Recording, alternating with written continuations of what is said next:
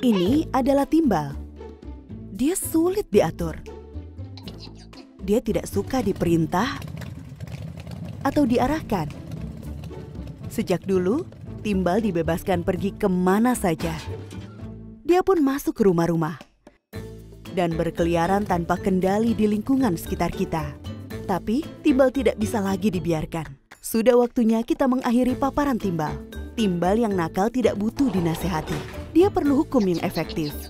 Mari simak apa yang terjadi jika kita gagal mengendalikan timbal. Kita tahu timbal adalah racun yang jahat. Timbal berbahaya, khususnya untuk anak-anak dan ibu hamil. Dan sedikit paparan saja dapat merusak masa depan anak. Bagi masyarakat, timbal yang tidak terkendali menciptakan dampak negatif jangka panjang yang luar biasa. Sistem kesehatan seringkali tidak dapat mendiagnosis dan mengelola dampak timbal terhadap tubuh manusia. Dampak yang biasanya tidak terlihat dan permanen.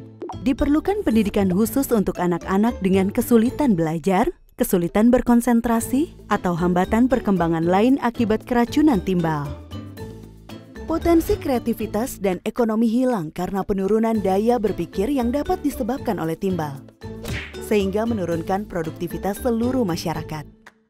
Risiko perilaku antisosial pun meningkat, dan hal ini berkaitan dengan potensi peningkatan angka kejahatan. Pemerintah memiliki tanggung jawab untuk bertindak tegas dan mengendalikan timbal yang liar ini. Bagaimana caranya? Ada 3 hal: kebijakan, kesadaran, dan investasi. Pertama, kita bisa menerapkan kebijakan dan langkah-langkah ekonomi yang sesuai, serta menegakkan kewajiban standar lingkungan, kesehatan, dan keselamatan yang dapat mengakhiri praktik berbahaya di industri, seperti peleburan, pembuangan, dan daur ulang tidak aman dari produk bertimbal. Ajak para pelaku industri untuk mencari solusi dan memastikan pengelolaan timbal yang ramah lingkungan dan agar timbal diperoleh dari sumber yang bertanggung jawab.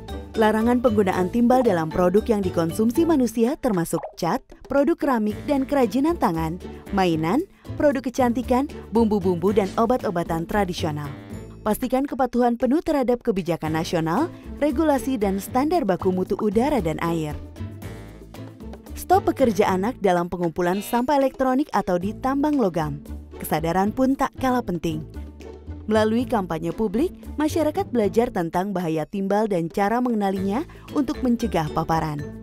Pesan ini dapat disampaikan melalui media setempat dan media sosial, fasilitas kesehatan dan lingkungan, sekolah, lingkungan profesional, jaringan akademisi, komunitas, dan melalui remaja dan anak-anak.